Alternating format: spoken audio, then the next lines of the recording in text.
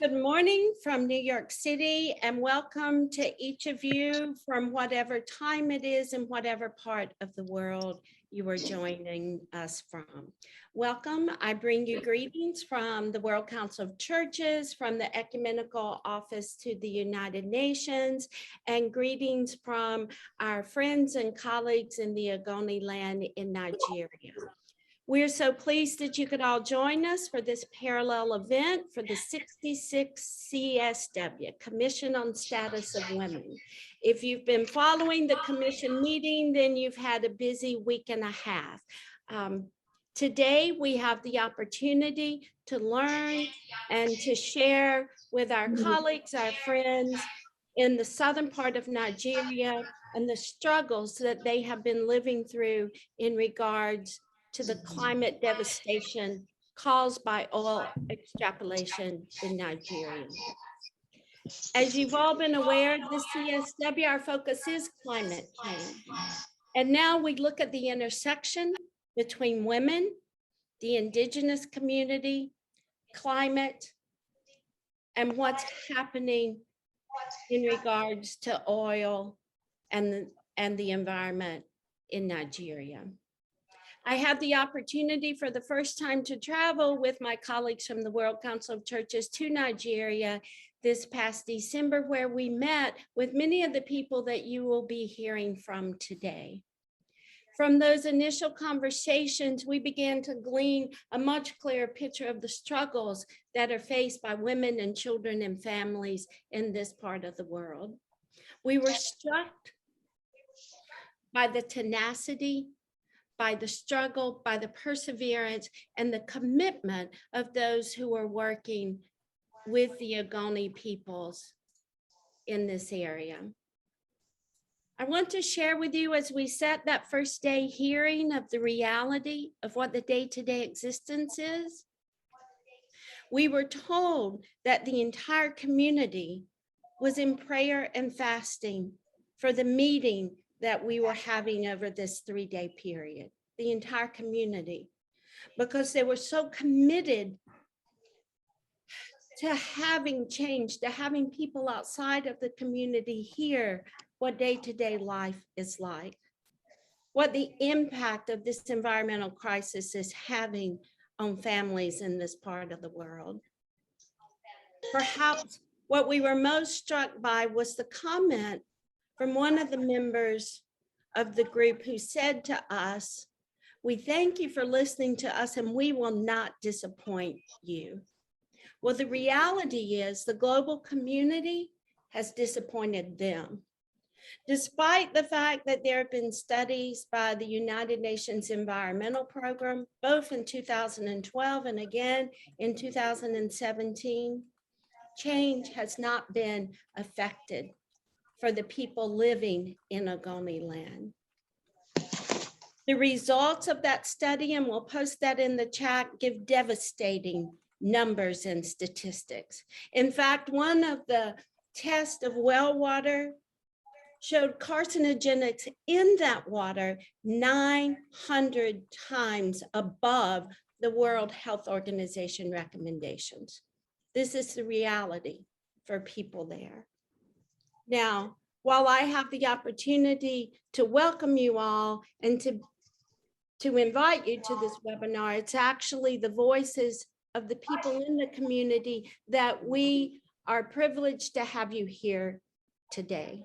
The voices of people living this day-to-day existence and what it means for their children, for their education or lack of education, for their health, for their well-being, and what it means for families, not only to thrive, but simply to survive in this part of the world. So again, we welcome you. We're glad that you can be here with us today. We are quite happy to welcome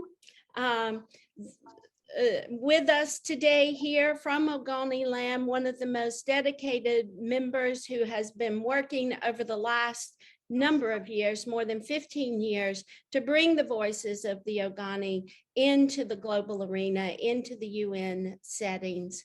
Mr. Anuba Badaturi, who has written documentation, has been invited to attend the Permanent Forum on Indigenous Issues. And today, now, I give to you Anuba Bhattacharya to take us into this webinar today. A philanthropist, committed environmentalist, a victim of circumstances as a result of the ill experiences of Ogoni since unremembered time till today. For the benefit of this global event that concerns the status of women around the world, I think it is pertinent to use a few minutes to look briefly at the history of Ogoni. Development cannot take place without recourse to history. Briefly, we understood from historical records that Ogoniland became a protectorate of the British in 1901.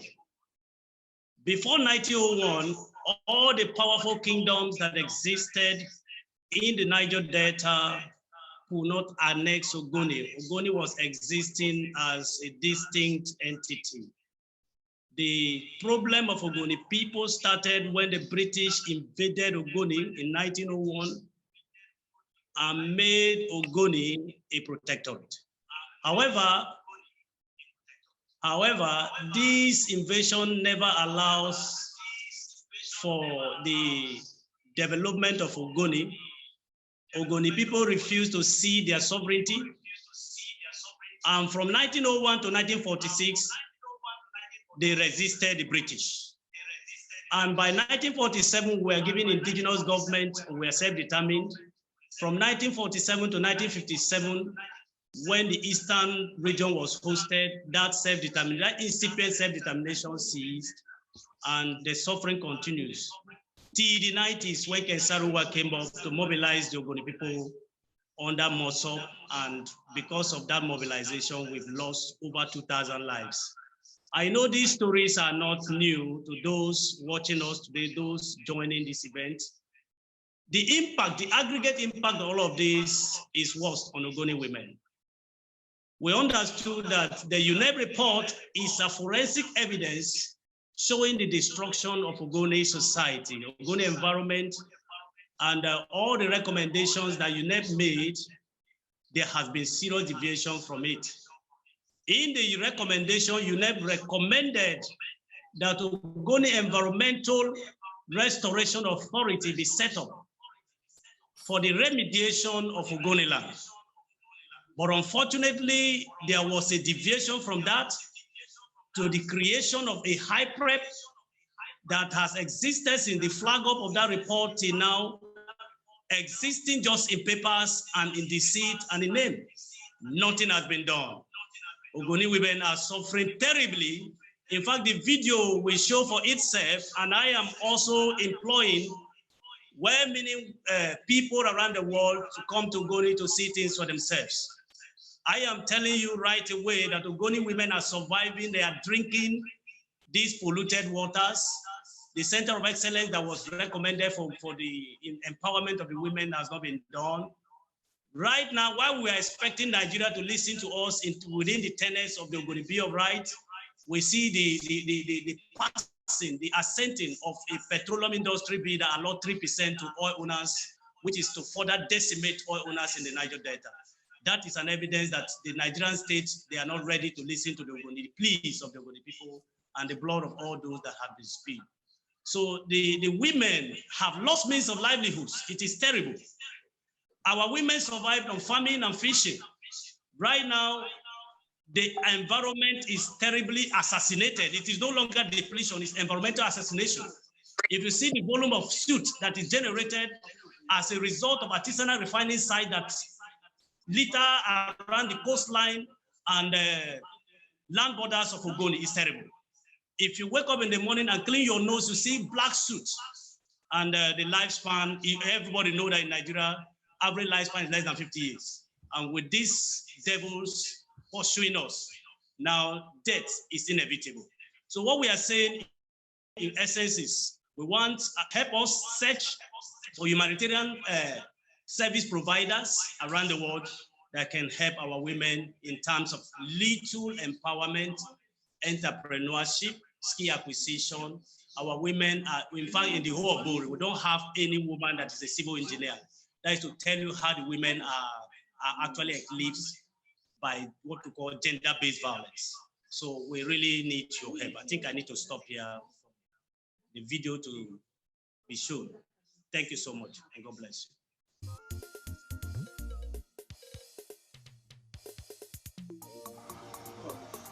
This is Ledok community of Ogoni in Tai local government area, River State, Nigeria.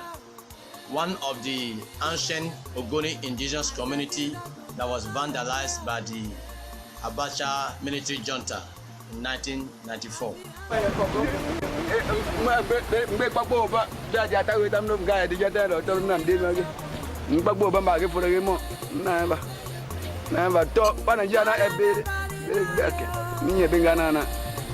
So pa many pa na baby deny.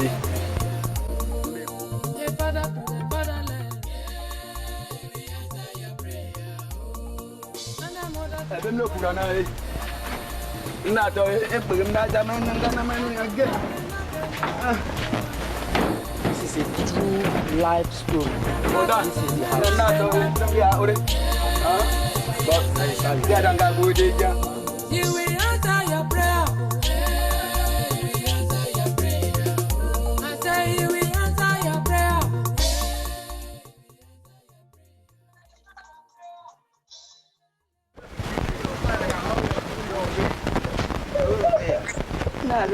Nabe kolojene. Ina utona boy. Tafu tamnu ye kimton. Bibi, na de ba pulo. Go dans des montagnes, na de mi de na. Encore bien bira. Dans les ba pulo, go dans des pulo, et dans tana. Et toi gimba. Mais ton ba kim dans itenya. Mon benana, y tom ton. Ni ma go dans bira. Comme là qui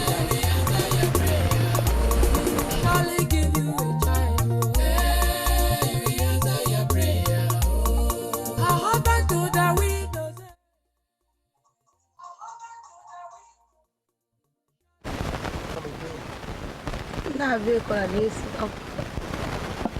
Ndave me abandido.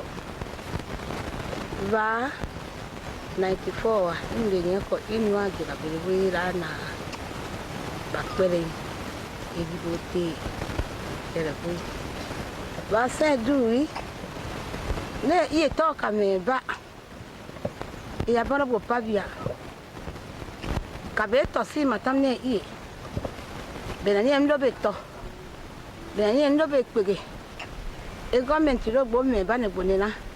E gbo don di montanka. To ka be na ira deja, gbo ra deja wa gbo si etam age. E di mkorogba. E di montanga. E rentembo nanga no togeton be na gbo ye deja gbo ra sa me no nemo. Injega be pake lo na nya abidi na.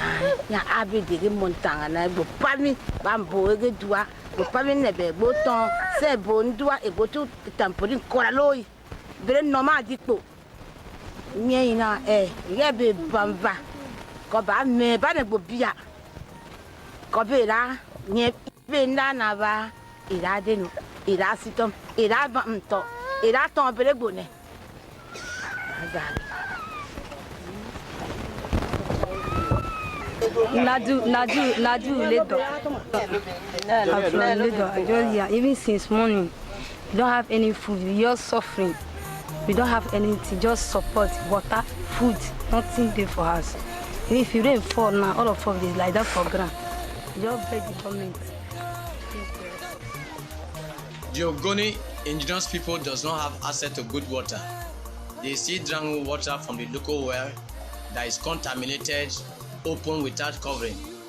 In spite of the efforts of the United Nations to provide good water for the Ogoni people, the Nigerian nation have continued to deceive us.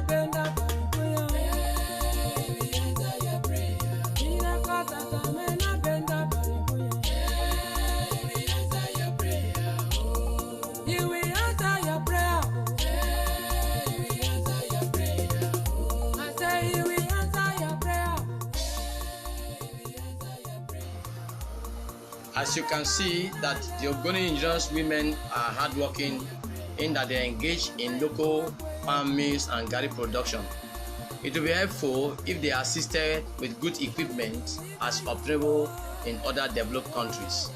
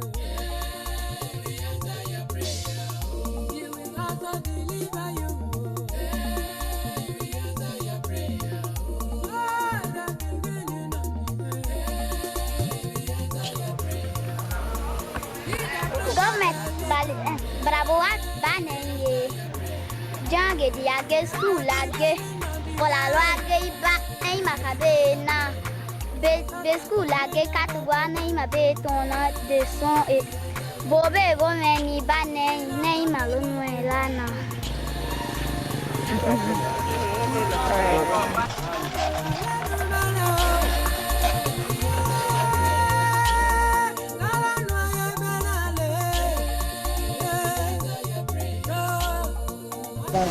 Voilà, mais. Ebe ti borilo na ni mamda nge ni ebe ti kayeto dirage ai be kum na ge irake so ba mende go po ilo kinye nko o tinkugbo e di ami toma ni etan lo kinye be gbo ti ra na ti fo wa tem bi da ro ten ni ebe ti akinye bo ki go ka tie bombe go te bi gbe atere ni eye so comment aduwe ti boni nei a na ni e be go mi le bere ra ton ye school ye koraka no be na ma age ba bo ye talk it on ye ge na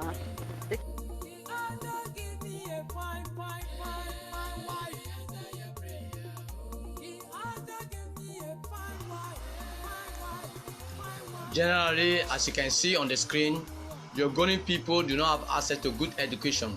The school system is corrupt, the classroom have been abandoned, buildings are dilapidated, the children are suffering. They cannot get access to good educations. And that is why we appeal to the United Nations, the international community, and all people of goodwill to come to our aid. We need an interventionist project that will empower the Ogoni women and vulnerable children to have better lives. The need to build a technical and skill acquisition center in Ogoni is of urgent demand, as we believe God will help you to hear our cry.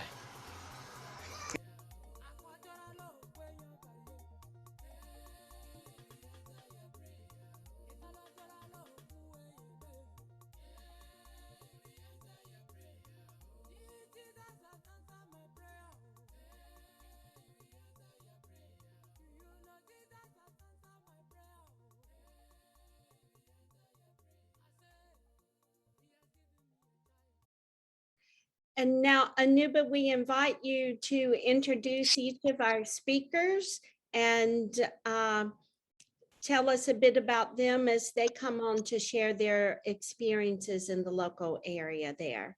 So we hand the program back to you now.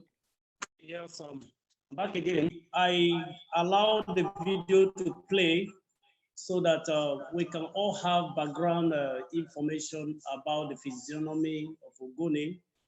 You cannot believe with me that in an area of 404 square miles, having over 210 oil wells of more than average capacity, there are communities still remaining alas wasteland.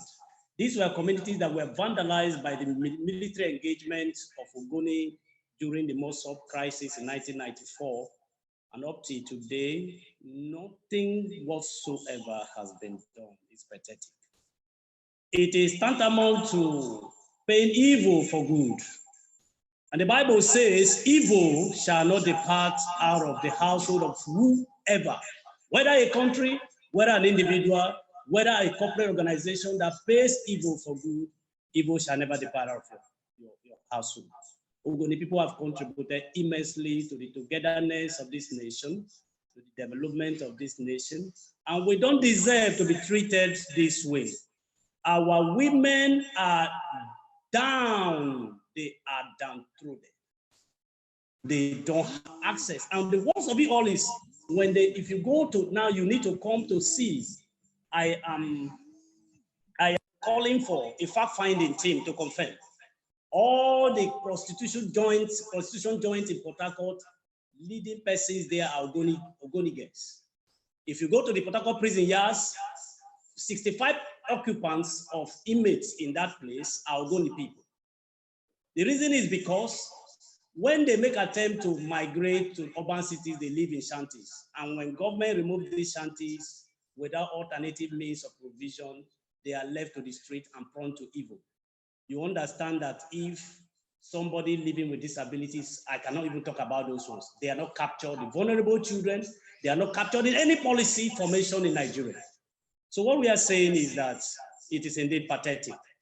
We need to see the video. The information is clear. We are not acting anything. Anyone who doubts what you've seen, what is captured is even less than what is on ground. I think the women are here. They will have to say their perspective so that we can understand from their personal experiences what they have passed through over the years. It is indeed appalling. Thank you so much. Good morning, everybody. I'm very happy to be part of this meeting. Like I used to say, I don't really know where to start from. I'm Demzina by Sunday from Ogoni, the Niger Delta area of Nigeria. The video has said it all. My brother Evangelist Inuba have said it all. What I would have loved doing is to ask, is there any way the British can disengage us from Nigeria? Because from what I see and what I know, the problem of Ogoni started from 1914 when Lord Frederick Lugard came and decided to amalgamate Nigeria. the northern and the southern protectorate. The original aim of amalgamation was to use the surplus in the south here to balance that of the deficit in the north. Why is it that today the northern part of Nigeria is now richer than that of the south that was registering some surplus that we were supposed to balance the deficit in the north? So that was how our problem started. From there, Shell brought their own in 1958, the oil drilling that left Ogoni with pollution. The state of Ogoniland with pollution is not a story that we need to go over again. What we are talking about now is the effect of the oil drilling of pollution in Ogoniland. The women are the most affected. They are the people that suffer the most because, as we all know, women are the home. And when she has lost her livelihood, what next do you expect? When there was problem in 1994, everybody deserted Ogoni. They have to move to where there was peace. And like somebody that don't have where to stay, you have to go to all these shanties, water side and all that. And what happened? They were chased and killed. That left hundreds of women widows. These widows, they have to find their way back home to their dilapidated houses, nowhere to stay.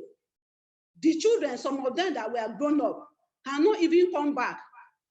I ran into two girls and I was trying to counsel them as being part of me, what I've been doing, at least to rehabilitate the girls. And what Lenu told me, I'm sorry, let me share this story here. She told me when her father died, her mother was left with producing akara. They will do akamu, she will hawk and all that. And from there, you know, boys being there what they are, they started approaching and all that. She keep on resisting, and what happened one day, she was not able to resist one. After everything, the boy now gave her some money. And she said, which means the other person that has been demanding this, if I happen to go now, I will have another money. That was how she succumbed to the second person. To cut the story short, she went into prostitution just to get money. Knowingly, she went in. What did she do? She had to introduce her friend, Kara, into it so that at least they can feed their younger ones. If you go to Ogoni, people knows between Nigeria here, people knows if you are looking for house help, it is Ogoni. You will see call from people, maybe your schoolmate will be calling you. Can you find me somebody, a boy that can take care of my yard? I need a house help. It is only in Ogoni that you will need house help, you go. What about the boys? They say, and I don't mind, it's the devil workshop. What else? They are prone to, you know, all these politicians, big men, using them, sending them some errand that they cannot send their children.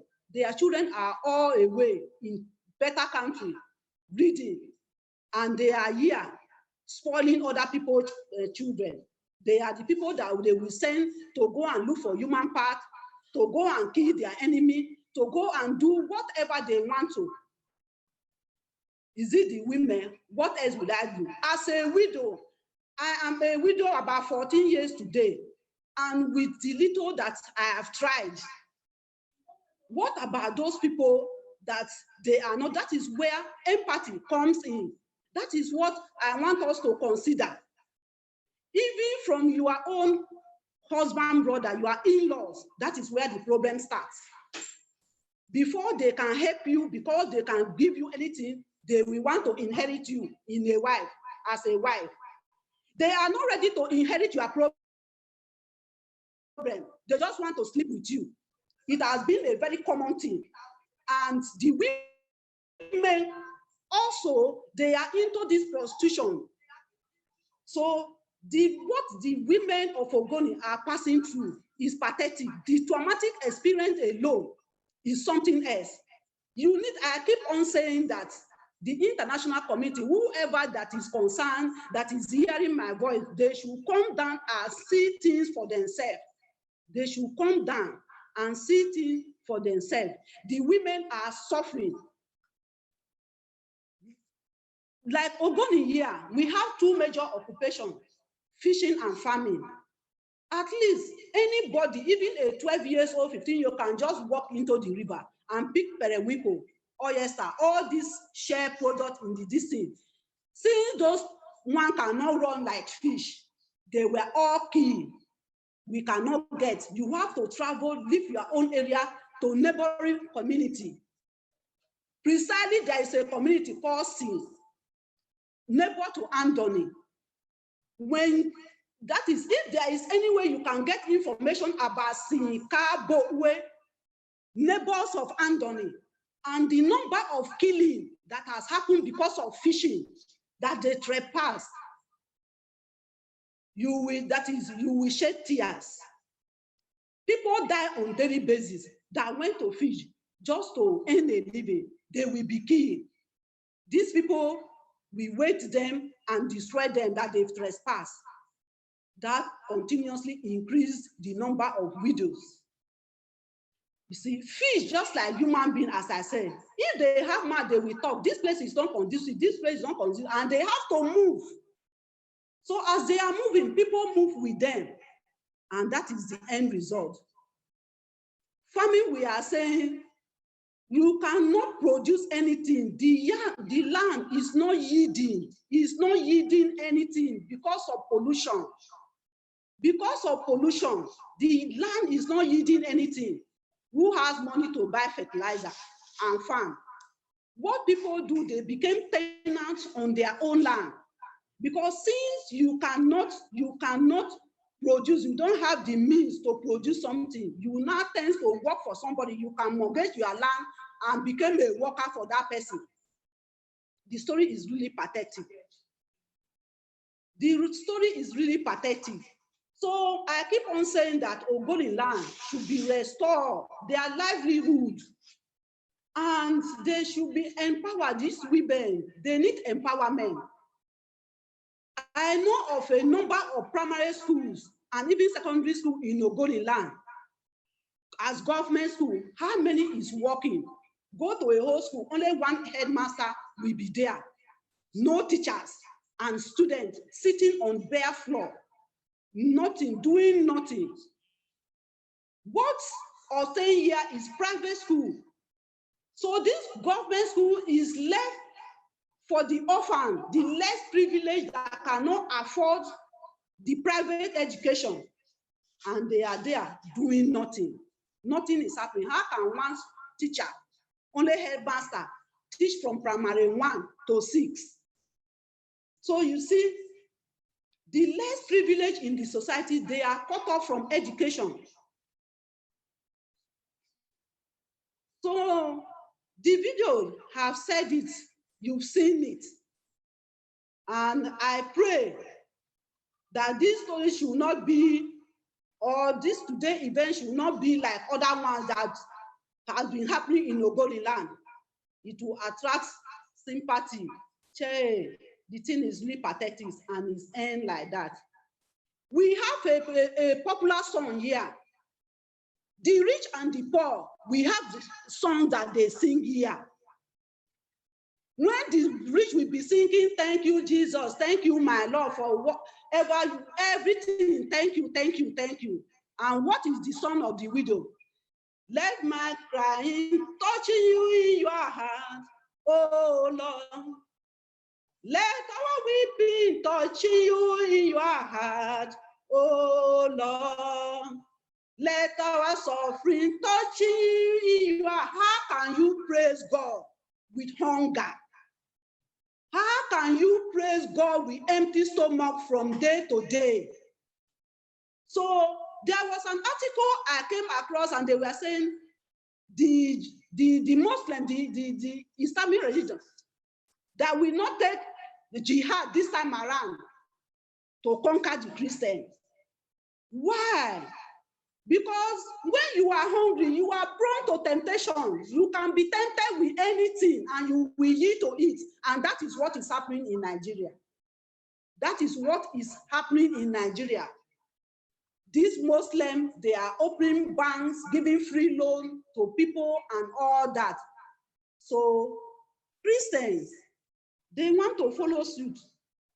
Somebody will just tell you, if you become a Muslim, your problem will be solved. I begin to see our children going on kaftan.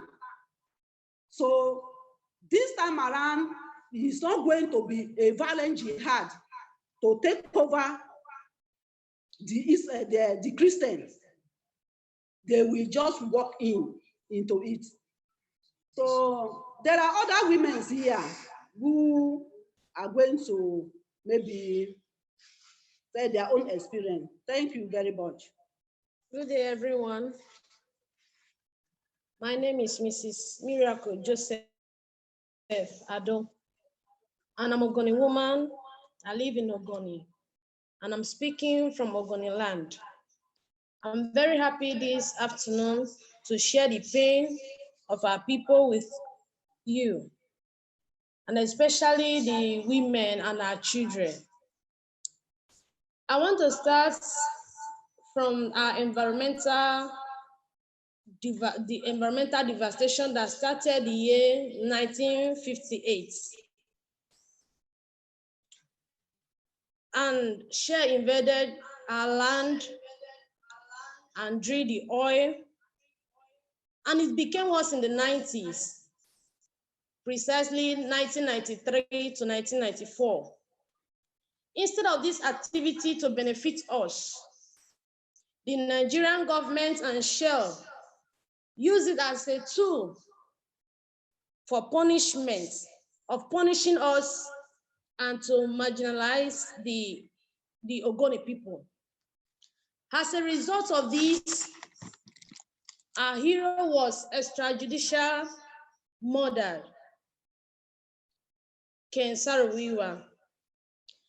And the Nigerian states took over Ogoni. Military men occupied the land, which led to the killing of many. As a result of that, 80% of women in Ogoni are widows. 80% of children in Ogoni are orphans. And this sad event was led by General Sani Abacha. And as a result of this sad event that took place in some years back, our water, our land, the air is destroyed. Not only that, we lost our source of livelihood, which is fishing and farming. As a result of this, it has caused a chronic poverty in our land, unemployment, illiteracy, frustration, unhealthy diseases, and even premature deaths. Really, the women are suffering. My sister has said it all. I don't need to go back and recap what she has said, but we are here to share the pain of our people with you, and also to plead with the international community to help us. We are really suffering because of this situation that we are going through. Child labor, early marriage, no good education for our children. I want to recommend this afternoon that, number one, the Environmental Restoration Authority in the UNEP report should be created so that it can be the focus of Ogoni people, as well as restoring back our livelihood. Number two, I want to recommend that the Center of Excellence that was proposed to be created for a place where skill acquisition can be carried out it should commence, because our children are stranded. If they don't have anybody to sponsor them in the education aspects, at least they should have skill that from there they can survive and live comfortably. Skill acquisition should be carried out. Both our young women that are widows and our children, at least from these aspects, they can have something doing, and it would lessen the suffering of our people here. Another recommendation I want to make is that women should be attended to medically, because we are going through a lot of serious health challenge here. Diabetes, cancer, infertility, and so on to be mentioned. Please, I want to plead with the international community to come to our aid. And I believe strongly that if my recommendation is considered, it will ease our problem and lessen our suffering here. Thank you very much. My name once again is Mrs. Miracle Joseph Ado. Thank you. All right, behind the background, we have Dr. Mrs.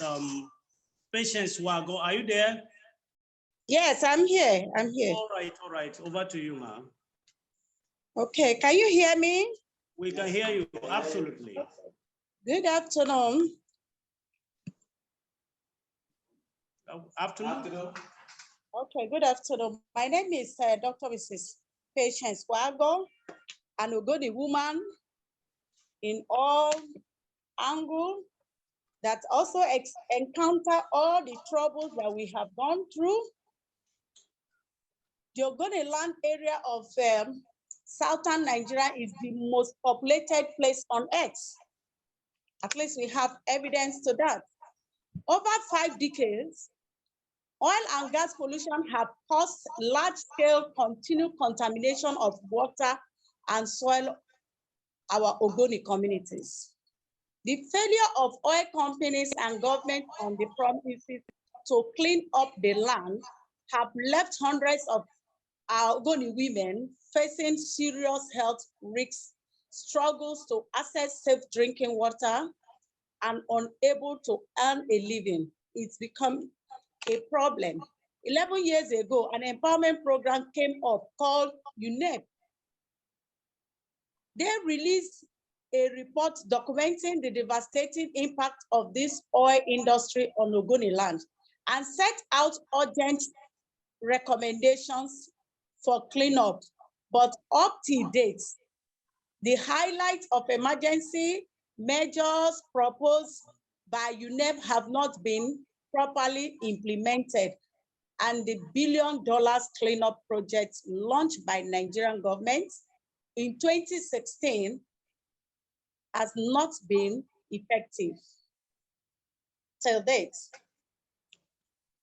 This has led to crises in the past. A lot of crises has taken place. Hundreds of persons have died in the course of all this.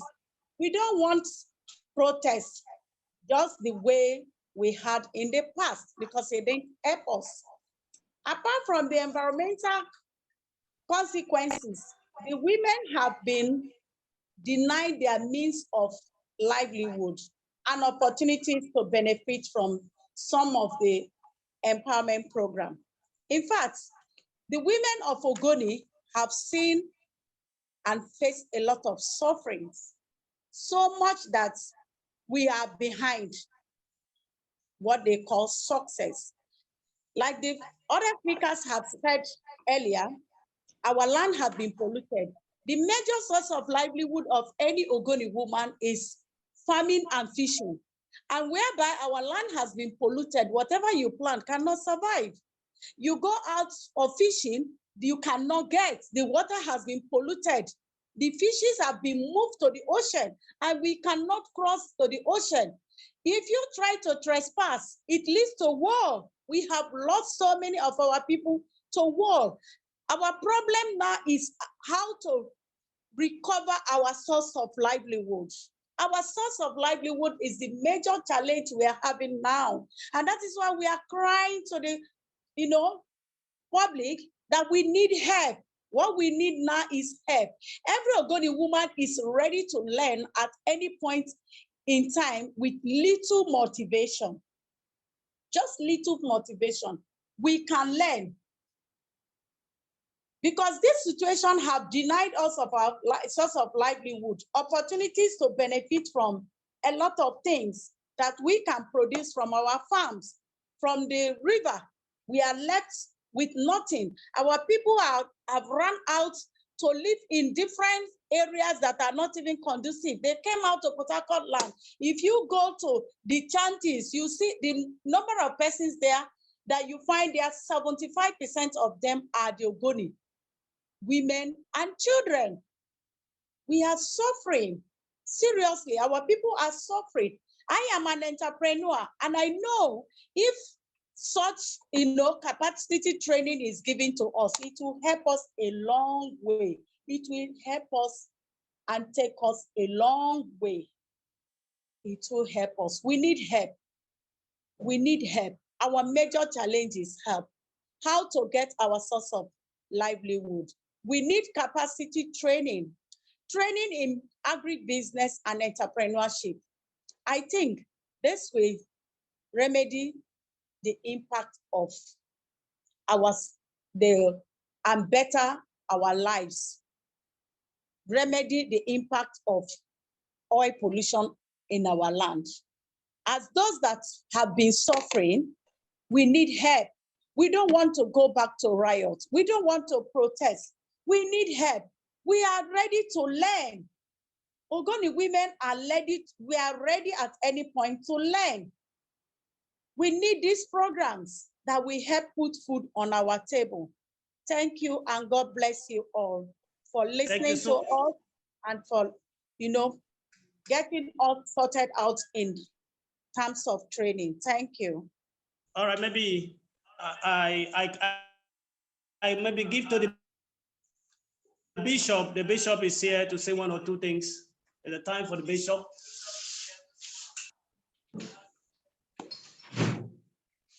Thank you. May I express my joy for this meeting today. It has given us the opportunity to listen to our cry. You have heard from your people because they have spoken nothing but the truth about the situation in the Ogoniland. The suffering in the land and all the issues that has to do with oil pollution. It is something that we need to address with all amount of urgency and seriousness to save life. Let me once again thank you for giving us the opportunity to air out our minds and for the patience on your part to listen to us. We think that God, in the infinite mercy, will give you the divine enablement to address our needs. Like we appeared before when we met in Abuja, we'll be happy if you can oblige us the opportunity to be part of the World Council of Churches, the 11th assembly that shall be held this year at Karlsruhe,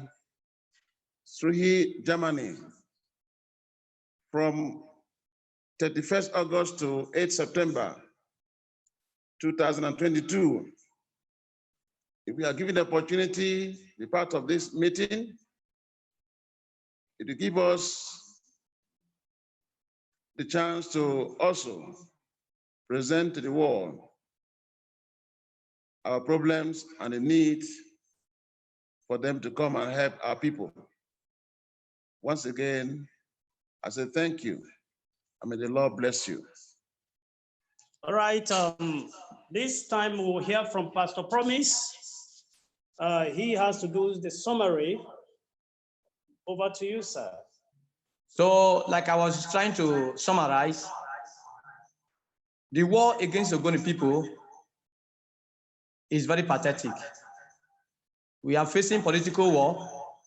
We are facing ecological war. We are facing religious war. Our wars are of all angles. Let me remind us that one of the things that have affected the Ogoni people and the women and the vulnerable children at large is the political war. It will surprise you to hear that since the creation of River State, 53 years today, the Ogoni people have been denied every meaningful opportunity to become part of the state. They have not ascended to the position of a governor, a deputy, or a chief judge. All these paramount positions have been denied to our people. So it is very bad. It is very precarious that the people who have contributed to the well-being of the state and the nation at large are treated in this way. So we are calling for a technical assistance to enable the suffering of Ogoni to be reduced. I think I also want to talk about the issue of youth restiveness in Ogoniland. The women are raped. Their daughters are raped. Those of them who have the mind that they cannot beg or go into prostitution because of hunger, they are being raped. On the process of securing. Hello? So, like I'm trying to say, the women have said it all, and we need the international community and all people of goodwill to come to the aid. Thank you so much. Okay. I want to thank you for organizing this and for the presentation and for bringing everyone together.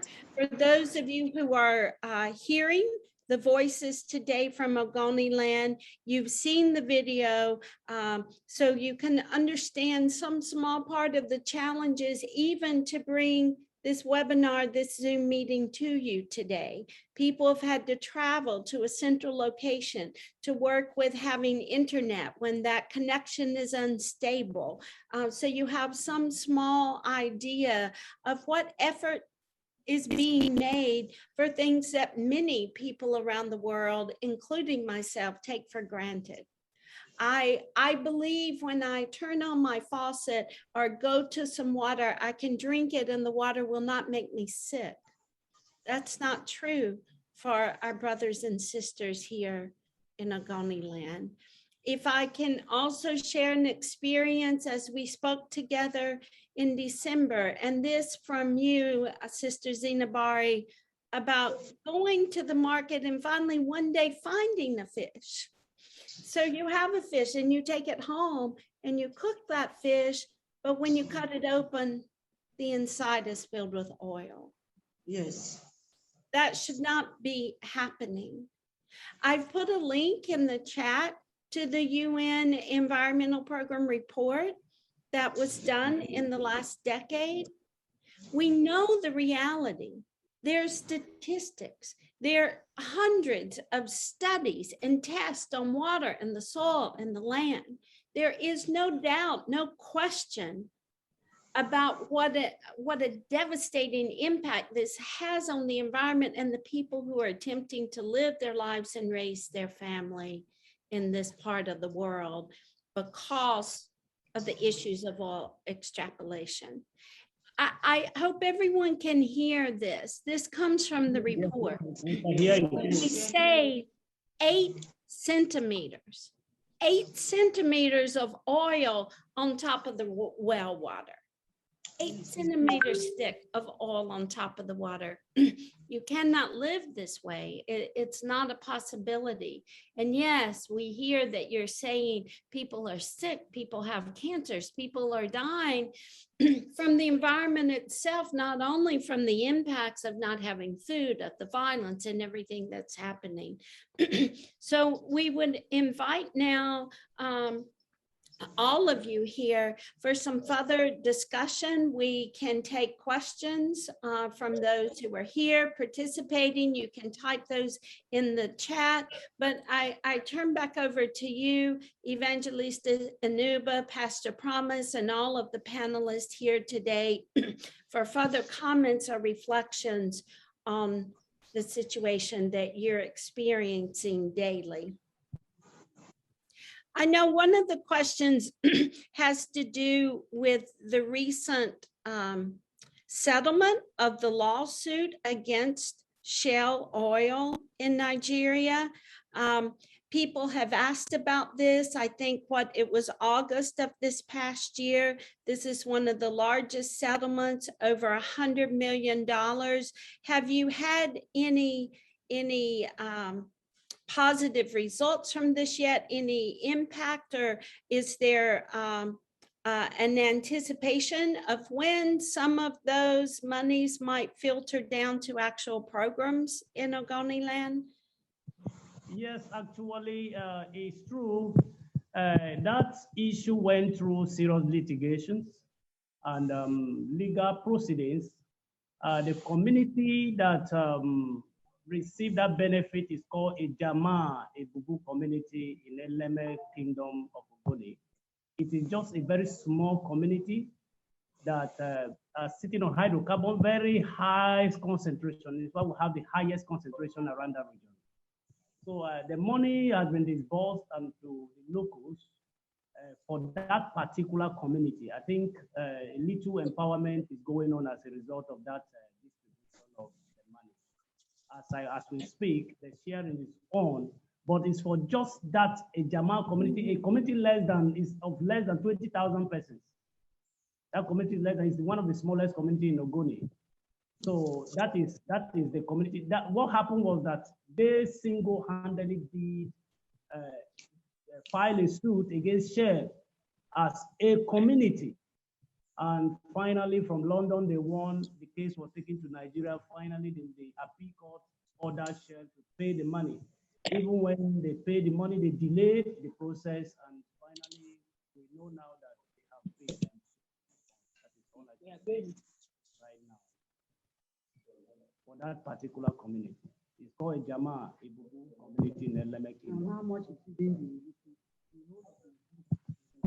Hello, can you hear me? Hello, can you hear me? Now we can, but your sound comes and goes. Pardon? Now we can hear you, but you have to always keep the microphone close to you.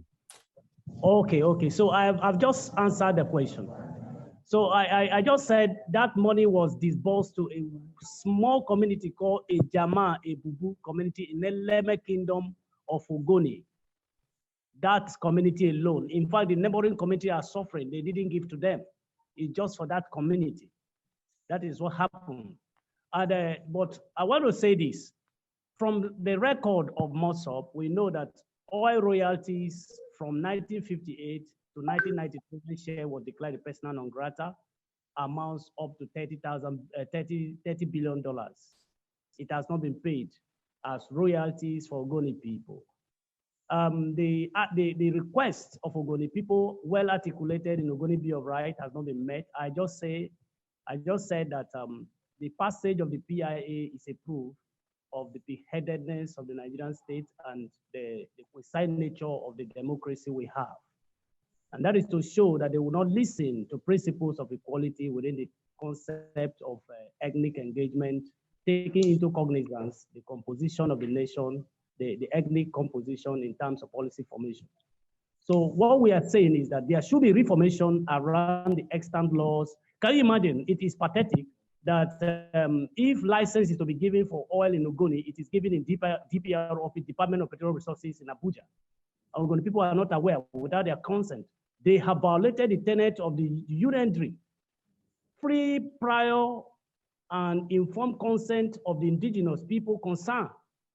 So it is an egregious violation. It's an egregious violation of the tenet of that declaration, which is supposed to be the minimum standard of living for the indigenous people.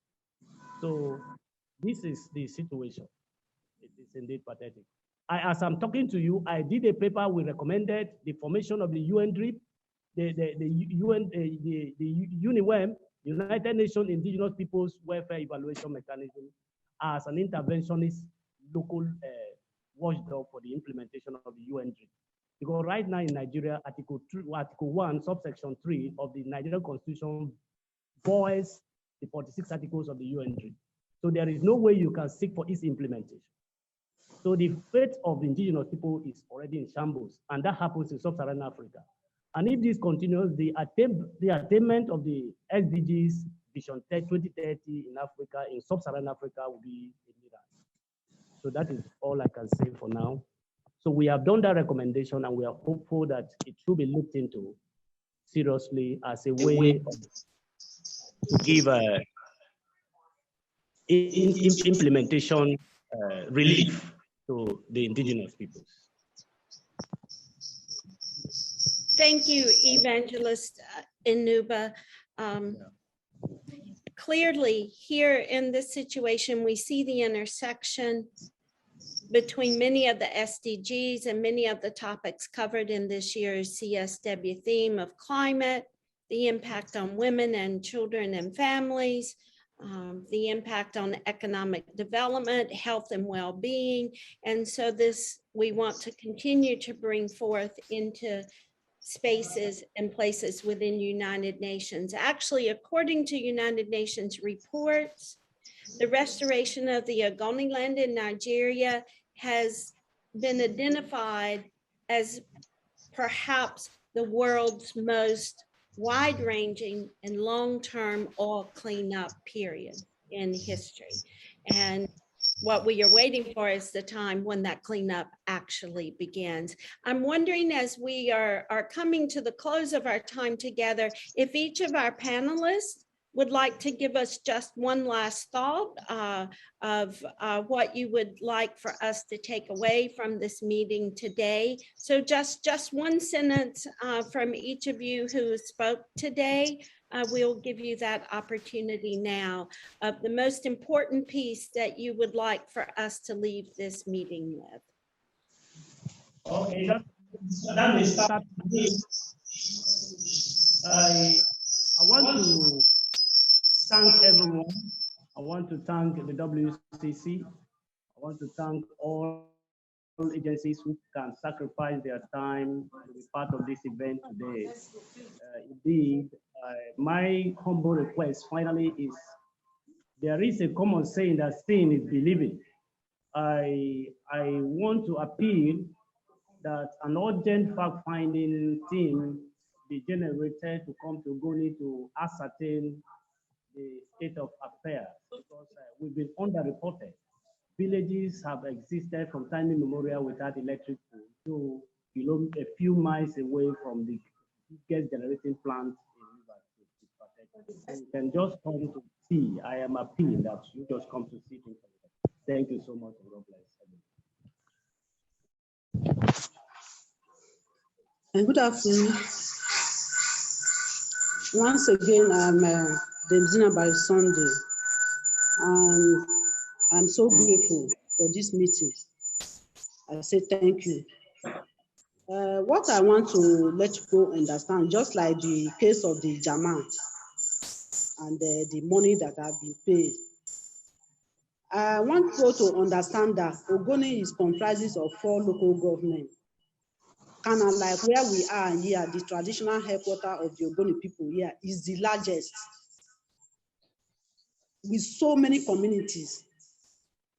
And being the largest with so many communities, imagine out of maybe 200 communities, and maybe the least, just one, is giving a peanut.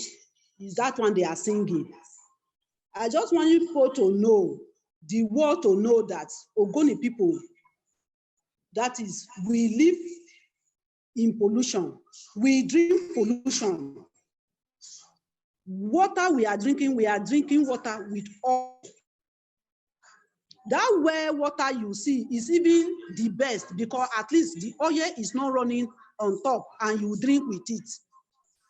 We are living with it. We are just living by the special grace. That is, we are living. Is that the war should come to our aid. Come down, see the 4 local government that make up Ogoni people. We are not talking of governor, talk of deputy. We've not been able to produce a speaker in the House of Assembly. Even the oppressed call us oppressed, the poor call us poor. We are the poorest. So the world should please restore our livelihood. Thank you. Good afternoon, everybody. My name once again is Mrs. Miracle Joseph Ado. I want to thank everyone for spending time to be with us and to hear from us. I am very, very grateful. And the only words I want to leave with us this afternoon is that the recommendation that was made by me should be considered, especially the skill acquisition. We need to empower our young girls and our young women so that they can have something doing and to lessen the level of poverty and unemployment in Ogoniland. Thank you, and God bless you all. We are grateful. Once again, my name is the Right Reverend Libby Humphrey Nam, Methodist Bishop, the Diocese of Bori. My appeal is that our people should be assisted because it's affecting the worship life of the Ogoni people. They can no longer go to the church. They can no longer become spiritual because of the problems they are encountering on a daily basis. If they are assisted to have a means of livelihood, I believe they will worship God right. Thank you for this opportunity, and God will bless you for what you are doing for this land. Thank you very much. Okay. Another important remark I want to make is about the stateless displaced Ogoni refugees in Benin Republic, in Ghana, in Togo, in Niger, and in other parts of Africa. It is obvious that since there is no peace in Ogoniland, they cannot return back home. So I want to appeal to the United Nations and the United Nations Program on Refugee to think about the plight of the stateless refugees of the Ogoni people, especially in Benin Republic. Reports have it that they die on a daily basis in that country. Most of them have been buried. Their children are abandoned. They don't have access to better education. So I want to say that the United Nations High Commission for Refugees should reconsider the plight of the Ogoni refugees in Benin Republic. Thank you so much. As you come to Ogoni, you will see that some are deserted and people cannot come to such environments. God bless you. So on behalf of all of us here who've had the opportunity to hear you today, we appreciate the effort that you have made to travel, to bring your voices to us, to share with us the situation. The link to the UNEP reports are actually in the chat. A recording of this meeting today will be available on the World Council of Churches YouTube channel. It will be available both in English and French. And I think we take away today with us what you've shared, that when even the fish are leaving the community because they can't survive in the waters in Ogoniland, what does that say about the people, the children, the families who are attempting to live there? We thank you for sharing your voices. We heard you that more than 80% of the women are widows, 80% then of the children are fatherless. We are hearing the situation, and we thank you for taking the time to share with us today. Thank you all for joining us, and many blessings to you all as you continue this journey. Thank you. Thank you. God bless you. Bye. Thank you so much. Thank you. Thank you. Ah.